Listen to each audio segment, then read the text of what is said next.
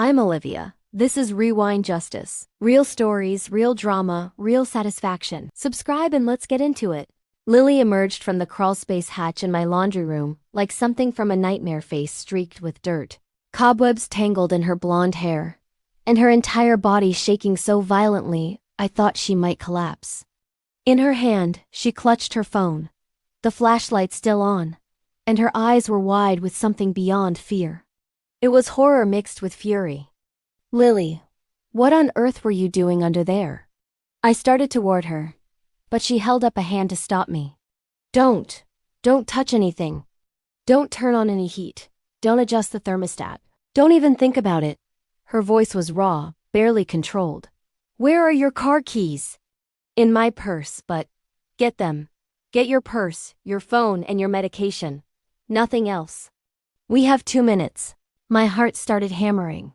Lily was 22, a mechanical engineering student at the state university, and the most level-headed person I knew. She'd inherited that from her grandfather, my late husband Tom, who died 4 years ago. Tom had been an engineer too, a man who measured twice and spoke once. Lily was exactly like him. If she was panicking, there was a reason. Lily, please. Tell me what's happening. She was already pushing me toward my bedroom. Your furnace has been modified. Someone installed a bypass system that routes carbon monoxide directly into your ductwork instead of venting it outside. Grandma, if you turned on your heat tonight, you would have been dead by morning. The floor seemed to tilt beneath my feet. What? That's impossible. Who would? Dad. The word came out like a curse. It's Dad's work. I recognize his installation technique. The same way he labels his connections. Grandma, he's been working on your VIA hack system for 6 months. He did this. My son. My 46-year-old son, Michael. The boy I'd raised. The man I'd trusted. The mechanical engineer who'd insisted on upgrading my heating system last spring. No, Michael wouldn't. He would, and he did. I have pictures. We're leaving now, and I'm calling the police from the car. Lily had my purse. Was practically dragging me toward the front door. We can't stay here another minute. If the system is on a timer, if there's any kind of automated start.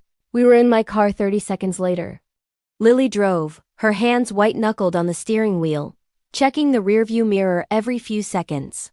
My phone started ringing before we'd even reached the end of my street. Michael, my son. Don't answer it, Lily said sharply. Grandma, please. Don't answer. I let it go to voicemail. It rang again immediately. Then again. By the time we pulled into a diner parking lot 5 miles from my house, I had 7 missed calls from Michael and 3 from his wife, Sandra. He knows, Lily whispered, staring at my phone. He knows we left. How does he know? Cameras? I suggested, my voice sounding strange and distant. He installed security cameras 6 months ago. Said they'd make me safer. Lily's expression turned even grimmer. Jesus, he's been watching you.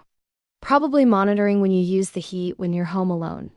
Grandma, this wasn't a spur-of-the-moment thing. This was planned. Meticulously planned. She pulled out her own phone and dialed 911. I watched her face as she explained to the dispatcher what she had found, where we were, why we'd left my house. Her voice was steady now, engineer calm, but I could see the tremor in her hands as she pulled up the photos she'd taken. I'm texting you pictures right now, she told the dispatcher. The bypass valve configuration, the ductwork modification, the sealed exterior vents. You need a hazmat team and homicide detectives. This is attempted murder. Attempted murder. My son had tried to murder me. The phone kept ringing. Michael. Then Sandra, then Michael again. Finally, a text message appeared. Mom, where are you? Your security system shows you left the house. Are you okay? I'm worried. He's worried, I said numbly. He's worried because his plan isn't working. Lily grabbed my hand. Grandma, I need you to focus. The police are coming, but I need to know, has Dad been acting strange? Asking about your finances? Your will? I nodded slowly, pieces falling into place like a horrific puzzle. He's been asking about my properties. I own 4 rental buildings downtown, worth about $2.8 million total. He and Sandra are in debt. She told me 3 months ago they'd taken out a second mortgage, made some bad investments. Michael asked if I'd consider selling the properties and simplifying my estate. What did you say?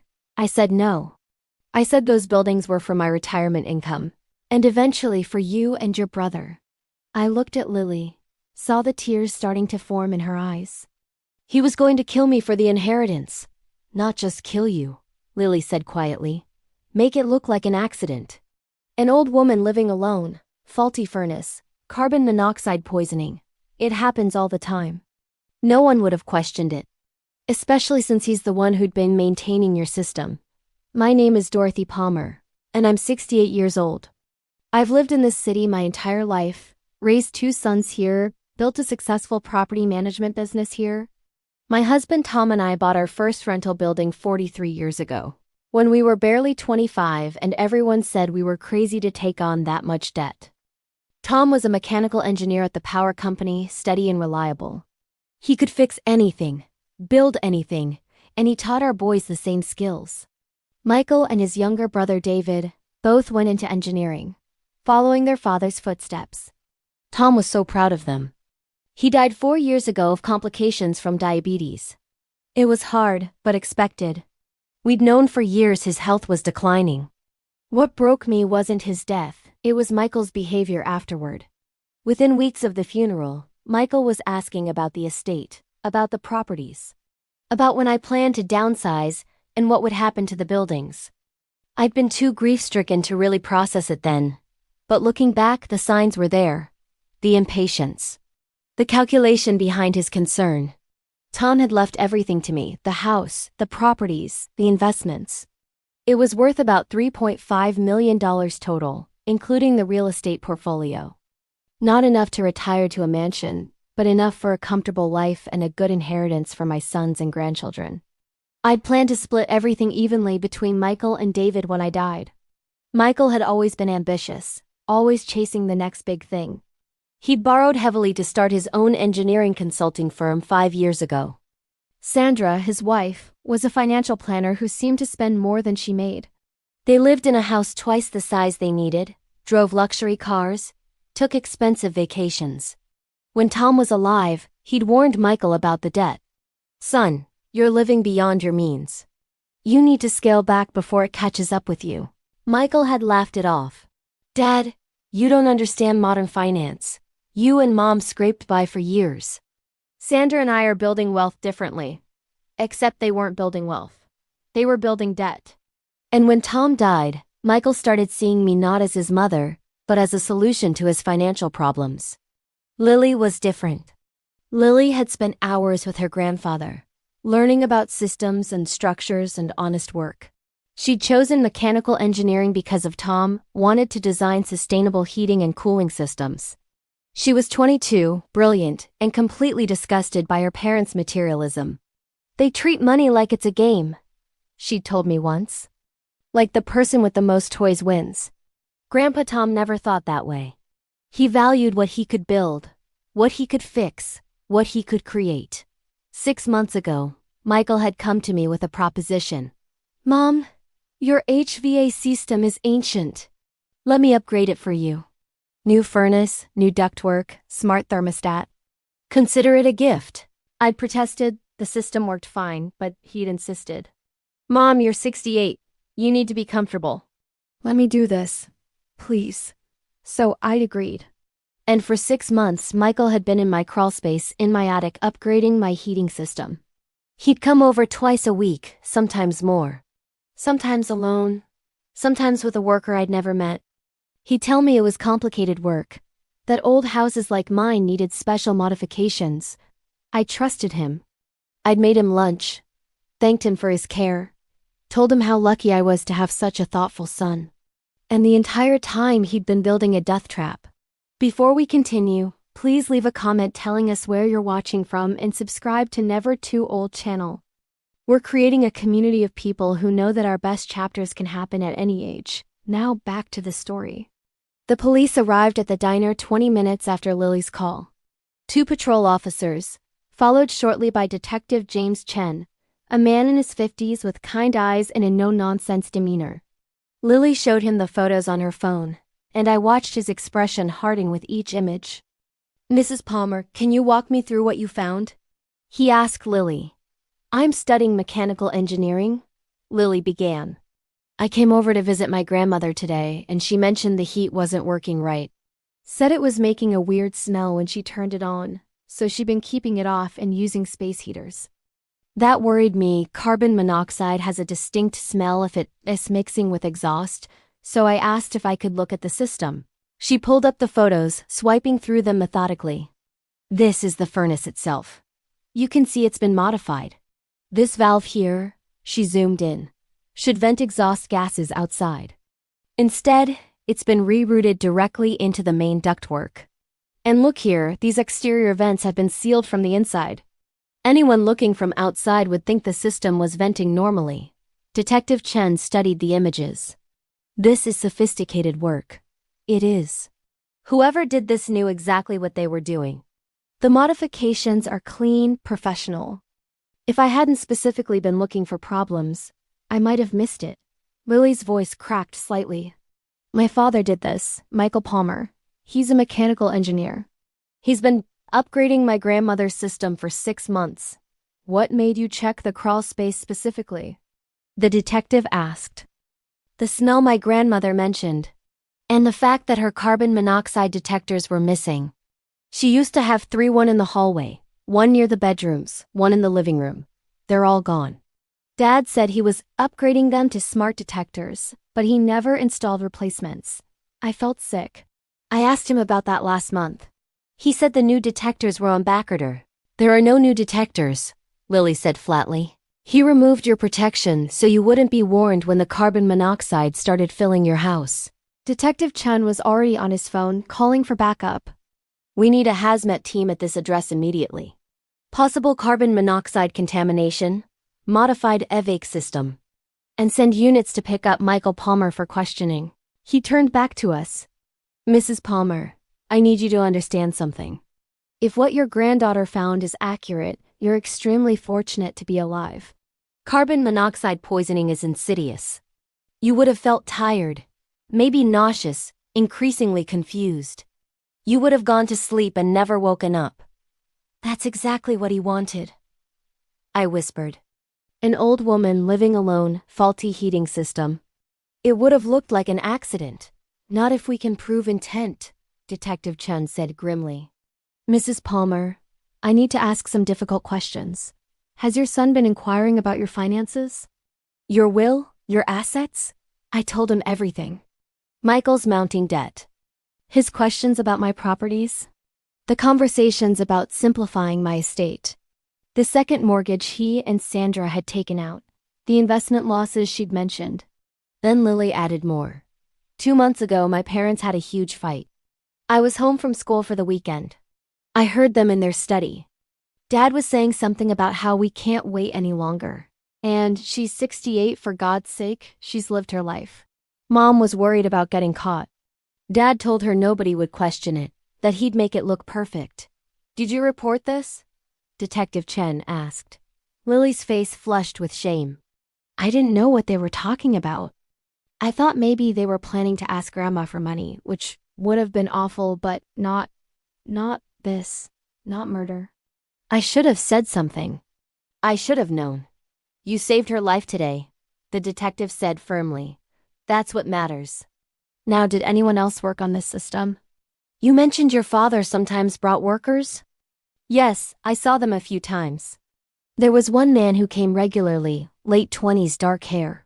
Dad introduced him as Trevor, said he was a former student or colleague. I never got a last name. Detective Chen made notes. We'll find him. This level of modification would have taken time and help. If there's an accomplice, we'll track him down. Over the next hour, the investigation expanded rapidly. A hazmat team confirmed Lily's findings. The furnace had been professionally modified to route deadly gases into my home instead of venting them outside. The carbon monoxide detectors had indeed been removed and never replaced. And in my attic, investigators found something even more damning. A timer system, hidden behind insulation, connected to the furnace controls. This is set to activate the heat at full capacity at 2 a.m. every night, the fire marshal explained to us later. It's been installed for about 3 weeks, but it was manually overridden, probably because someone wanted to control exactly when the system activated. Mrs. Palmer, when did you last use your heat? Last week, briefly. Just to test it after Michael said he'd finished the repairs. It smelled strange, chemical-like, so I turned it off and used space heaters instead. The fire marshal nodded grimly. That probably saved your life. Your son likely noticed you weren't using the system and was waiting for cold weather to force your hand. Tonight's supposed to drop to 38 degrees. You would have turned on the heat to sleep comfortably, and the timer would have ensured maximum carbon monoxide saturation throughout the night. I'd have died in my sleep, I said numbly. Yes, and given that your son was the one who'd been servicing your system, he'd likely have been called to investigate. He could have discovered the problem, expressed his devastation at the tragic accident, and collected his inheritance with everyone's sympathy. Lily was crying now, silent tears streaming down her face. I pulled her close. You saved me, sweetheart. You saved my life. I almost didn't check, she sobbed. I almost just believed him that the smell was normal for an old system. Grandma, I almost let you die. But you didn't. You trusted your training and your instincts. Your grandfather would be so proud of you. Detective Chen approached us with a laptop. Mrs. Palmer, we've obtained a warrant for your son's computer and phone records. I need to show you something, but I warn you, it's disturbing. The search history was damning. Michael had researched carbon monoxide poisoning extensively. Symptoms, timeline of death, how to modify heating systems, how to avoid detection. He'd visited forums about accidental deaths and estate inheritance. And he'd exchanged emails with someone named Trevor Ann discussing the Palmer Project and payment schedules. But the most devastating evidence was a document found in his cloud storage. A detailed plan, formatted like an engineering project, with phases and timelines. Phase 1. Establish access. Complete, offer to upgrade mother's fake system, gain regular access to house over extended period, remove carbon monoxide detectors, claim upgrade, install security cameras to monitor her patterns. Phase 2, system modification, complete, redirect exhaust into ductwork, seal exterior vents, internal only, maintain external appearance, install timer system for activation control, test system in controlled increments. Phase 3. Execution, pending weather. Wait for cold weather forecast. Ensure mother is home alone. Activate system via timer at night. Discover body the following day. Express appropriate grief. Phase 4. Aftermath. Claim inheritance. $3.5 million estimated. Liquidate properties immediately. Pay off debts, $1.2 million. Establish new investment portfolio at the bottom. A note. Trevor gets $50,000 on completion. Make it look like contractor error if anyone questions modifications. He wrote it all down, I whispered. Like a business plan. Like I was a project to be completed. Criminals often document their plans, Detective Chen said quietly. They're usually confident they won't get caught. Your son thought he'd covered every angle. He didn't count on your granddaughter's engineering knowledge or her love for you. My phone rang again. Michael. I looked at Detective Chen, who nodded. Answer it. Let's see what he says. I'll record the call. I answered on speaker. Michael! Mom! Mom! Mom, record the call. Thank God. Where are you? The security system shows you left hours ago. I've been worried sick. He sounded genuinely panicked. It was a good performance. I'm safe, Michael. A pause. Safe? Mom? What does that mean? Are you okay? Did something happen? Lily found what you did to my furnace. The silence that followed was absolute. I could almost hear him calculating, reorganizing, preparing his defense. When he spoke again, his voice had changed, harder, more controlled.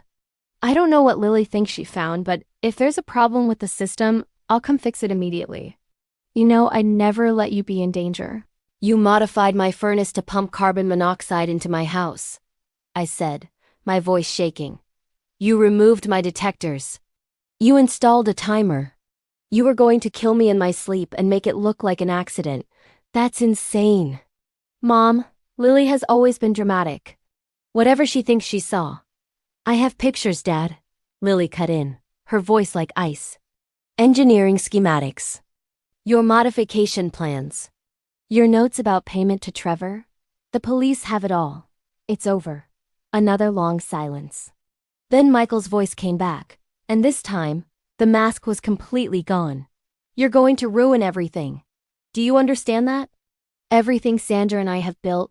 You built it on debt and lies, Lily said. And you were going to build it on Grandma's grave. She's 68. She's lived her life. We're drowning in debt because of her. If she just sold those properties when I asked, if she just helped her own son. I offered to loan you money, I said quietly. Last year, you refused. Said you didn't want charity. A loan isn't help, it's more debt. I needed. He stopped abruptly. You needed me dead. I finished. You needed my inheritance. The $3.5 million you could get by killing your own mother. I wasn't going to kill you. It was just going to be an accident. You wouldn't have even known. You'd have just gone to sleep. He stopped again, realizing what he'd admitted. Detective Chen leaned forward. Mr. Palmer, this is Detective Chen with the city police. We have units on their way to your location. I strongly suggest you remain there and cooperate with their questions. The line went dead. They arrested Michael at his house an hour later. Sandra was arrested too. Her phone records showed multiple conversations with Michael about the timeline and the inheritance. Text messages proved she'd known about the plan, had helped research legal questions about estate settlement, and had even visited several of my properties with a real estate agent, pricing them for sale before I was dead. Trevor Ain, the accomplice Michael had hired, was arrested at his apartment. He'd met Michael at an engineering conference 2 years ago. Trevor had a record fraud, forgery, 1 count of attempted manslaughter that had been pled down. Michael had paid him $15,000 up front, with $35,000 more promised upon project completion. The preliminary hearing was held 5 days later. I sat in the courtroom with Lily beside me, watching my son and his wife in orange jumpsuits. They looked smaller somehow. Diminished. The prosecutor, a sharp woman named Amanda Torres, presented the evidence methodically. The modified furnace. The sealed vents. The removed carbon monoxide detectors. The timer system. Michael's detailed planning document. His search history. The emails to Trevor. The recorded phone call where Michael had essentially confessed. Michael's attorney tried to claim the document was just a thought exercise, that Michael had never intended to actually follow through. The argument fell apart when Amanda played recordings from the security cameras Michael had installed in my house, cameras that had also recorded audio. Michael's voice came through clearly. The timer's set. 3 more weeks and we wait for cold weather. She used the heat, and that's it. Trevor, you make sure the vents stay sealed. Trevor's response. She won't even know what hit her. Carbon monoxide is painless. She just drift off. Michael. Good. I can't wait any longer. The bank's threatening foreclosure. We need this money now. The courtroom was silent as the recording played. I watched Michael's face thaw the moment he realized there was no way out, no clever argument that would save him. His attorney looked like he wanted to quit on the spot. Judge Patricia Whitman, a stern woman in her 60s, studied Michael with unconcealed contempt. Mr. Palmer, I've been on this bench for 19 years. I've seen children steal from their parents, neglect them, abandon them.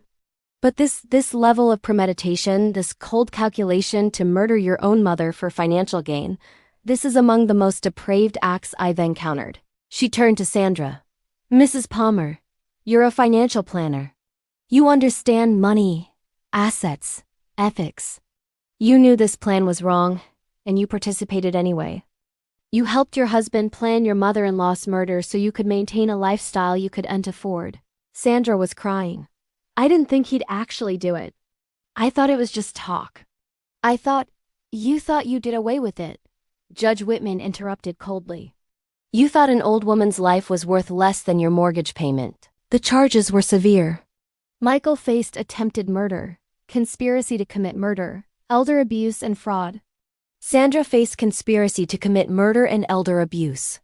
Trevor faced the same charges, plus additional counts for his previous record. Before sentencing, I was allowed to give a victim impact statement. I stood at the podium, looking at my son, and tried to find words for the devastation I felt. Michael, I gave you life. I raised you, educated you, supported your dreams. Your father and I sacrificed so you could have opportunities we never had. And you repaid me by trying to kill me for money. My voice broke. You didn't just try to murder my body. You murdered the mother you once loved. That boy is gone. I don't know the man sitting in front of me. Michael looked down, wouldn't meet my eyes. You stole my sense of safety, my trust. My belief that my children loved me. You watched me for months through cameras, studying my patterns like I was prey. You removed the devices that would have warned me I was in danger. You planned my death with the same precision you'd use for an engineering project. I took a shaking breath. I hope whatever money you thought you'd get was worth it. Because you've lost everything that actually mattered. Judge Whitman sentenced Michael to 14 years for attempted murder. With additional concurrent sentences for the other charges, Sandra got 10 years for conspiracy. Trevor got 12 years, his previous record weighing against him. The civil consequences were equally devastating. I sued all three for damages, pain and suffering, medical monitoring, security expenses, loss of peaceful enjoyment of my home. The judgment was $720,000 against Michael and Sandra jointly. Their house was seized, their cars, their retirement accounts, everything. They declared bankruptcy, but the judgment survived it. Michael's engineering license was permanently revoked. Sandra lost her financial planning credentials. Even after prison, they'd never work in their fields again. I obtained permanent restraining orders against both of them. They couldn't contact me, come near me, or attempt any communication for the rest of their lives. If they violated the order, they'd go immediately back to prison. My younger son David was devastated when he learned what Michael had done. He'd known about Michael's financial troubles, but never imagined it would lead to this. David testified against his brother, providing evidence of Michael's increasingly desperate conversations about money and inheritance. He asked me if I'd split the inheritance with him immediately if Mom died, David told the court. I thought he was just being morbid. I told him that was a horrible thing to say. Now I realize he was already planning it. 2 years later, I'm standing in the living room of my newly renovated house. After the arrest, I couldn't bear to live here anymore. Every room reminded me of Michael's visits. His careful installation of security cameras, his trips to the Crawlspace where he'd been building my death trap. I sold the house and bought a smaller place across town. Lily helped me design a new HubX system. She personally oversaw every aspect of the installation, checked every connection, verified every vent. She installed medical-grade carbon monoxide detectors in every room, with backup battery systems and alerts that go directly to her phone. I'll never let anyone hurt you again, Grandma, she'd said fiercely as she installed the last detector. Never. My property management business is thriving. I promoted my assistant manager to full partner, and together we've expanded to 6 buildings now. Lily works with us part-time while finishing her engineering degree, specializing in HVAC safety systems.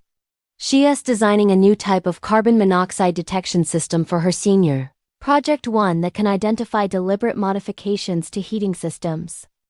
I'm calling it the Dorothy Palmer Safety System, she told me. Named after the woman whose life depended on someone checking the engineering. David visits regularly. He brings his children, my grandchildren, who still love me, who never knew their uncle was capable of such evil. We're rebuilding family slowly, carefully, with the people who deserve to be there. Michael writes me letters from prison. I don't read them. My attorney receives them, documents them, and stores them away. He'll be 59 when he's released. Sandra will be 55. They'll have lost their prime earning years, their careers, their reputations, and their family. The money they thought they'd inherit? I revised my will the day after Michael's arrest. Everything goes to Lily and David equally, with generous trusts for my other grandchildren. Michael gets nothing. Neither does Sandra. The will explicitly states they are disinherited due to their attempt on my life. Sometimes people ask me if I've forgiven them. The answer is no, and I never will. Forgiveness isn't required for healing, and what they did is unforgivable. They didn't just try to kill me. They planned it for months, documented it, hired help, and would have succeeded if not for Lily's engineering knowledge and love. What I have instead of forgiveness is peace. I know who my real family is. I know what my life is worth. I know that I'm stronger than I thought, that even at 68, even facing betrayal from my own child, I survived. I fought back. I won. Lily graduated last month with highest honors. Her thesis on HVAC safety systems has been accepted for publication in 3 engineering journals. Several manufacturers are interested in her detection technology. She's already been offered positions at 2 major firms, but she's thinking about starting her own company. I want to focus on elder safety, she told me. Grandma, what happened to you happens to thousands of people every year. Carbon monoxide poisoning, heating system failures, deliberate harm disguised as accidents. I want to design systems that protect people. That's what Grandpa Tom would have wanted. She's right. Tom would have been so proud of her. Proud of her engineering skills, her courage, her integrity.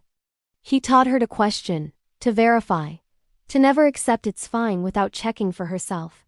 Those lessons saved my life. I'm 70 now. I have good years ahead of me, years that Michael tried to steal. I'm not spending them on bitterness or fear. I'm spending them with Lily, with David, with my grandchildren who love me for who I am, not what I'm worth. I'm building new memories in a safe home, growing a business that honors honest work, and supporting Lily's dreams the way Tom would have wanted. Michael will be in prison until he's 60. He'll lose his middle years, his career, his freedom, and his family. The son who was embarrassed by his father, simple. Engineering work will be known forever as the man who tried to murder his mother for money. And me?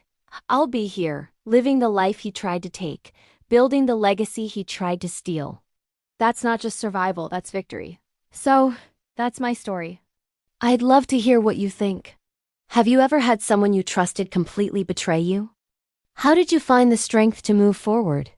Let me know in the comments and subscribe for more stories like mine.